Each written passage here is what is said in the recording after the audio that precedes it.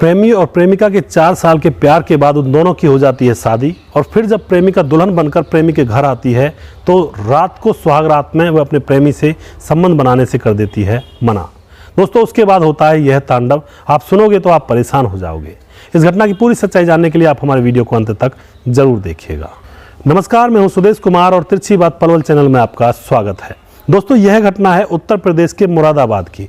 उत्तर प्रदेश के मुरादाबाद में एक प्रिया नाम की लड़की रहा करती है जिसकी उम्र है 24 साल और उसका प्रेम प्रसंग आज से 4 साल पहले से एक लड़के जिसका नाम होता है कुणाल, जिसकी उम्र 26 साल होती है, उससे चल रहा होता है। दोनों एक दूसरे को बहुत ज़्यादा प्यार किया करते हैं, एक दूसरे के साथ जीने और मरने की कस्में खाया करते हैं। तभी दोस्तों प्रेम प्रसंग को 4 साल गुजर जाते हैं और 4 साल गुजरने के बाद अब जो प्रिया होती है अपने प्रेमी कुणाल से कहती है कि मैं तुमसे शादी करना चाहती हूँ। कुणाल ये कहता है कि अभी 1 साल और रुक जाओ, मेरा कुछ एग्जाम बाकी है, उसको देने के बाद हम दोनों शादी करेंगे। लेकिन दोस्तों जो प्रिया होती है वह रूठ जाती है और बार बार कहने लगती है कि या तो तुम मुझसे शादी कर लो वरना मैं अपनी जान दे दूंगी। अब जो उसका प्रेमी कुणाल होता है वह परेशान सा हो जाता है। वह अपनी माँ से बात करता है और अपनी भाभी से बात करता है, क्योंकि उसके घर में उसकी माँ और उसकी भाभी थी जिनसे वह बात कर सकता था। उनको जाकर बताता है कि मैं एक लड़की से प्यार करता हूँ पिछले 4 साल से, और वह लड़की का नाम है प्रिया जिसकी उम्र 24 साल है। वह पड़ोस के ही गाँव की है और मैं उससे बहुत ज़्यादा बेइंतहा प्यार करता हूँ और वह कह रही है कि मैं तुमसे शादी करना चाहता हूँ। वह कह रही है कि मैं तुमसे शादी करना चाहती हूँ, नहीं तो मैं अपनी जान दे दूँगी।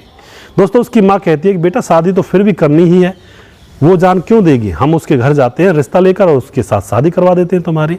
तो दोस्तों उसकी जो माँ और उसकी भाभी उस लड़की जिसका नाम होता है प्रिया के घर जाते हैं, उसके माँ बाप से बातें करते हैं और रिश्ता लेकर वो जाते हैं।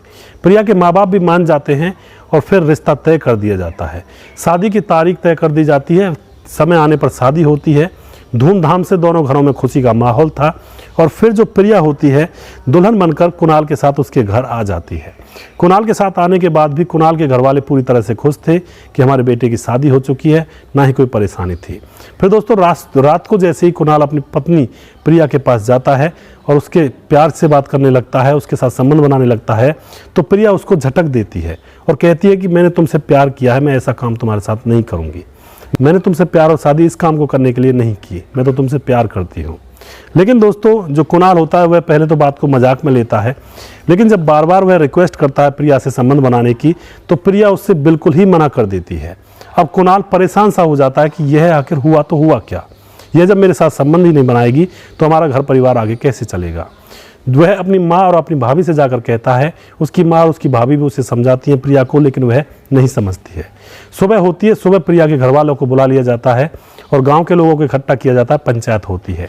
पंचायत में सभी लोग प्रिया को मना रहे होते हैं कि बेटी घर संसार चलाने के लिए ये सब काम करना पड़ता है, लेकिन प्रिया दो टूक मना कर देती है कि मैंने इससे शादी की है इसके साथ रहने के लिए और अब मैं इसके साथ रहना भी नहीं चाहती हूँ और मैं इसके साथ ऐसे संबंध नहीं बनाऊंगी। दोस्तों तभी बीच में कुणाल बोल उठता है कि ठीक है तुम्हारा जब जी करे जब संबंध बना लेना, लेकिन तुम रहो तो मेरे साथ ही, मैंने तुमसे प्यार किया है, ऐसे ही नहीं है। उसके बाद क्या होता है दोस्तों, प्रिया उसके पास रह जाती है और फिर प्रिया के और उसके बीच में थोड़ी बहुत अनबन होने लगती है। तो प्रिया कहती है अब मैं इस घर में नहीं रहूँगी। फिर भी उसे कुणाल रोकता है और फिर कुणाल अपनी माँ और अपनी भाभी के साथ उसे डॉक्टर के पास भेज देता है कि कहीं से कोई परेशानी तो नहीं है।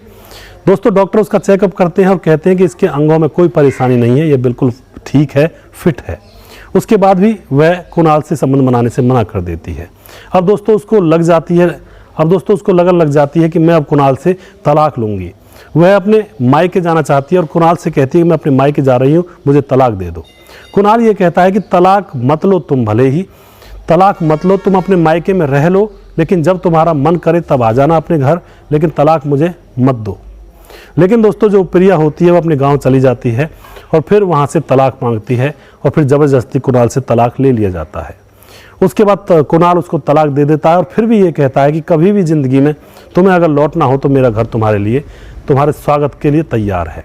दोस्तों उसके बाद क्या होता है, प्रिया के जो घर वाले होते हैं उनका भी माथा ठिनकता है कि आखिर बात क्या है। और फिर प्रिया के घर वाले उसको दिमाग के डॉक्टर के पास ले जाते हैं। तो दिमाग का डॉक्टर उसका अच्छी तरह से चेकअप करता है तो वह बताता है कि इसकी मानसिक हालत खराब है। दोस्तों यह देखकर प्रिया के घर वाले परेशान से हो जाते हैं। डॉक्टर से कहते हैं कि हमें तो आज तक पता नहीं चला कि इसकी मानसिक परिस्थिति खराब है। डॉक्टर बताते हैं कि कुछ लोग ऐसे होते हैं जो आप और हमारे बीच में रहते हैं, लेकिन हमें पता नहीं होता है कि इनकी मानसिक संतुलन इनका सही है या गलत है। हमको सही लगता है लेकिन वो अंदर से मानसिक रूप से टूटे हुए होते हैं। उन्हीं में तुम्हारी बेटियों की गिनती आती है।